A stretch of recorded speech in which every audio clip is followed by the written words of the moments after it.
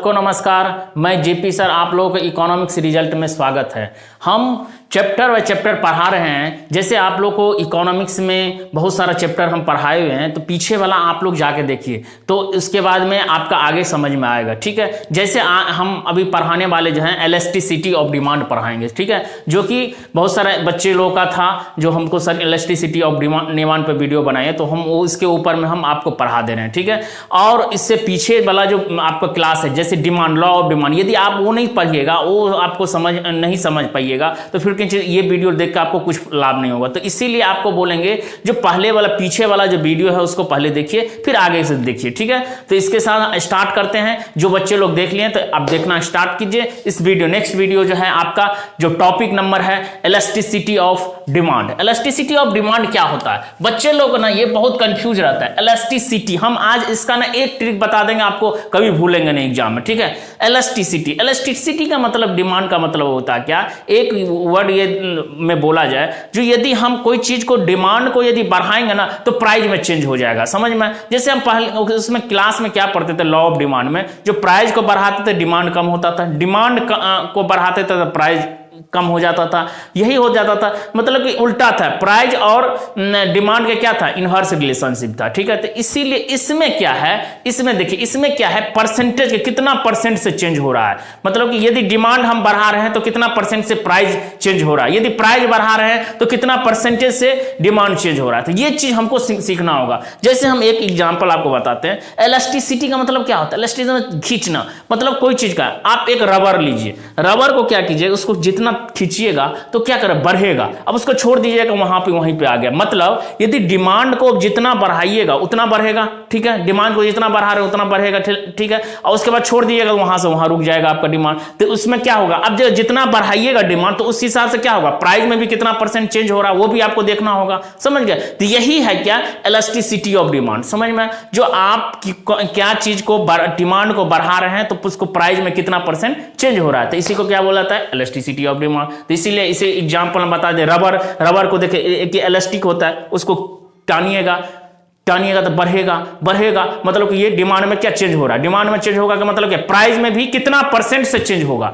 ये हमको देखना होगा। समझ गए? इसी को क्या बोला जाता है, elasticity of demand.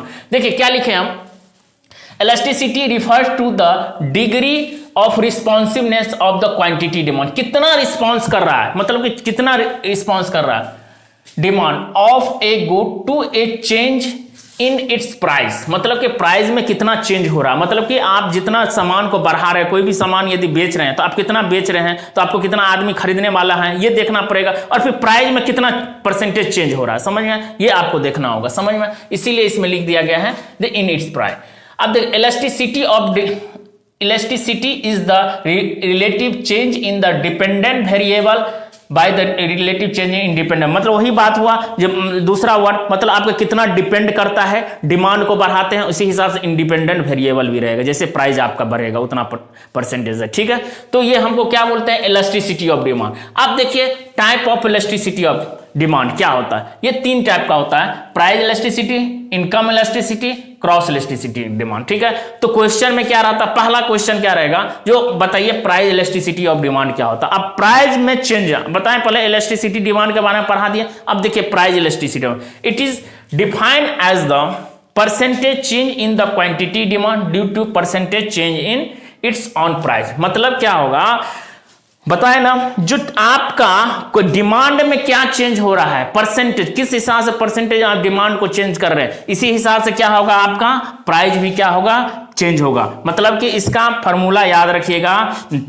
Price elasticity demand equal to change in quantity demand divided percentage change in price. Percentage change in quantity demand divide by percentage change in price. मतलब कि आपका किस परसेंटेज में आपका डिमांड चेंज कर रहे हैं, उसी परसेंटेज में आपका कितना परसेंट से आपका प्राइस चेंज होगा, इसी को बोलता है। तो इसीलिए बोल रहा है इसे प्राइस इलास्टिसिटी, जो प्राइस में कितना परसेंट चेंज हो रहा है, तो इसीलिए उसको बोला जाता है प्राइस इलास्टिसिटी डिमांड। याद रखिएगा। ठीक है, तो इसके बाद हम दूसरा टॉपिक जो पढ़ाएंगे, इनकम इलास्टिसिटी, इनकम में कितना परसेंट चेंज होगा वो भी आपको लिखा देंगे, क्रॉस इलास्टिसिटी भी बता देंगे। ठीक है, तो ये तीन चीज आप याद रखिए। पहले आप डिफिनेशन लिखिए इलास्टिसिटी, कभी भी कुछ भी पूछा आपको, जो बताइए टाइप ऑफ इलास्टिसिटी डिमांड, कुछ पूछ दिया था आपको, उससे पहले इलास्टिसिटी का आपका डिफिनेशन देना पड़ेगा, फिर आपको टाइप ऑफ इलेक्ट्रिसिटी के बारे में आपको लिखना होगा। ठीक है, इसी के साथ इस वीडियो को हम समाप्त करते हैं, और नेक्स्ट वीडियो जो हम बनाएंगे इनकम इलेक्ट्रिसिटी के ऊपर में आपको हम सारा कुछ बता देंगे। ठीक है, तो इसके साथ आप